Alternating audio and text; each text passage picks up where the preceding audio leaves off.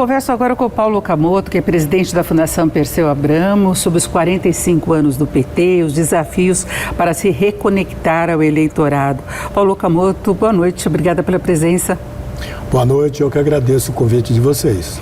Bom, nós vamos falar sobre essa necessidade de se reconectar ao eleitorado. Nós fizemos uma pesquisa divulgada pelo Datafolha hoje que mostrou uma marca inédita. Em 2 meses, a aprovação do presidente Lula caiu de 35% para 24%, pior índice dos 3 mandatos dele, e a reprovação também é recorde, passando de 34% para 41%. A pesquisa Quest anterior também tinha sinalizado a mesma tendência, teve a crise do PIX, teve a alta dos alimentos, que está sendo muito atribuída ao governo, e quando se fala dessa reconexão com o eleitorado, tem outros aspectos. O governo está até mudando a linguagem agora para chegar mais próximo ao eleitorado. Como é que o senhor avalia essa situação?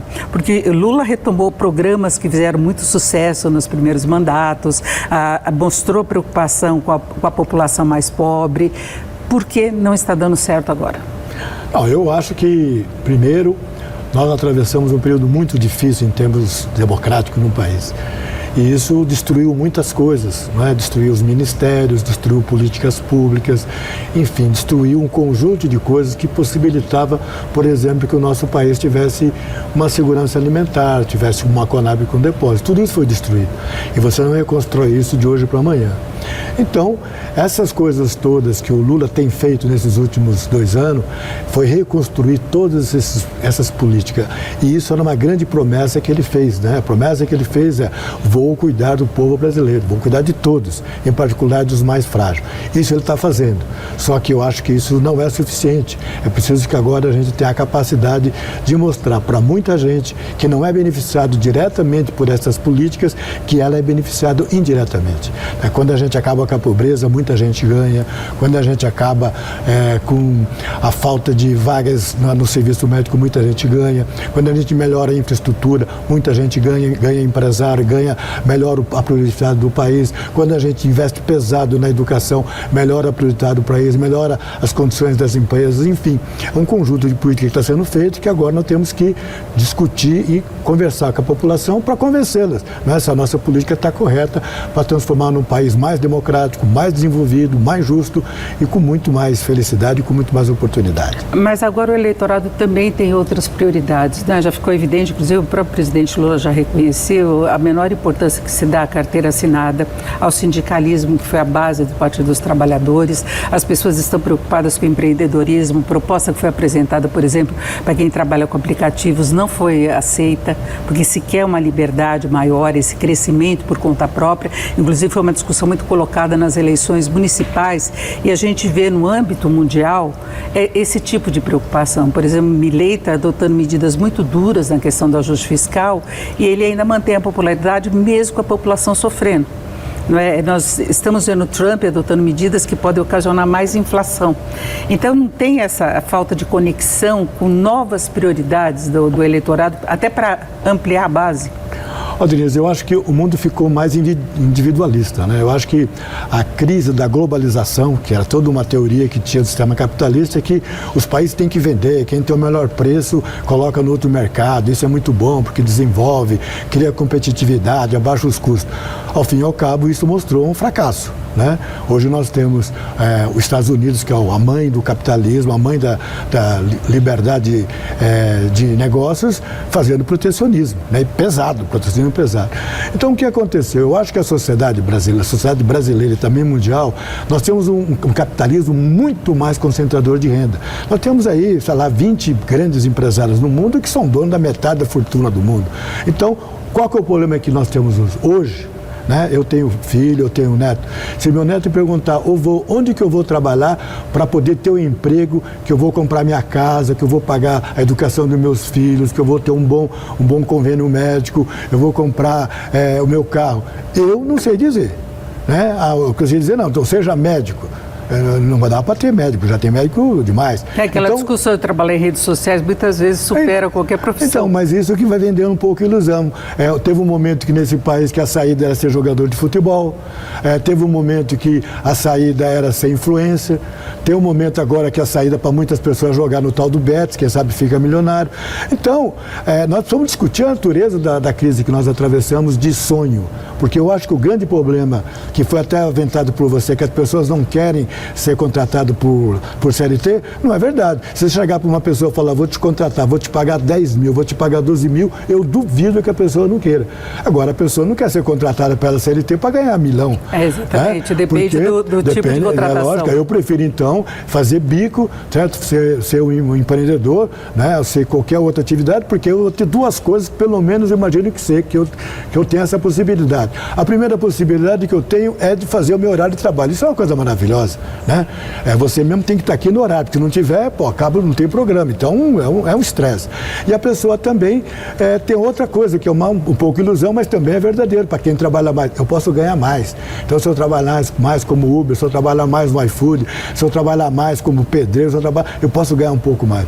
E essas coisas são coisas valiosas para a classe trabalhadora. Então, o mundo empresário vai ter que discutir isso, o mundo do trabalho vai ter que discutir isso, o sindicato vai ter que discutir isso, todos nós vamos ter que discutir, porque não podemos ter uma sociedade em que a grande maioria do povo ganha como ganha no Brasil, ganha 3 mil reais, né? Nós não podemos ter muita gente querendo emprego de R$1.000, então nós temos que melhorar isso, e isso significa fazer uma bela de uma discussão sobre o rentismo no mundo. Agora, aí não é uma questão econômica apenas que tem pesado, e a gente vê no mundo todo também a questão ideológica, né? Houve aí um crescimento da oposição àquelas pautas identitárias e de igualdade social, a política corretamente correta, a política correta.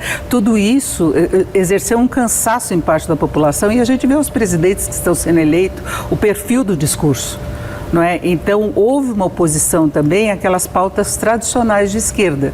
E a gente vê que o presidente Lula ganhou a eleição numa oposição muito forte, polarização com Bolsonaro, que vai exatamente na contramão dessas propostas que ele defende em termos ideológicos, mas foi uma margem muito pequena. E quando a gente vê algumas pesquisas de simulação de segundo turno para 2026, Lula parece estacionado naquela faixa de 40%, 45%. Então, precisa avançar, tem que conquistar uma base maior. E aí entre os evangélicos também. Então são vários temas, né? São vários temas complexos, que nós lá da Fundação sentamos, discutimos, tentando elaborar saídas para isso, não é? Porque também nós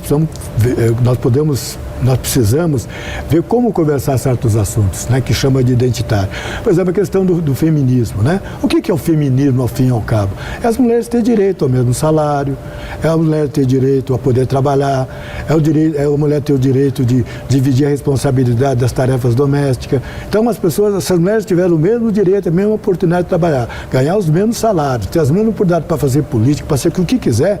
Isso é o feminismo, né? Não é um rótulo, feminismo vazio. Mas agora tem político bem votado defendendo que o marido seja o provedor e as mulheres fiquem em casa. Então, ter adesão junto à sociedade. Mas, numa democracia, sempre tem pessoas que conseguem defender certas coisas, vão ter voto, tá certo?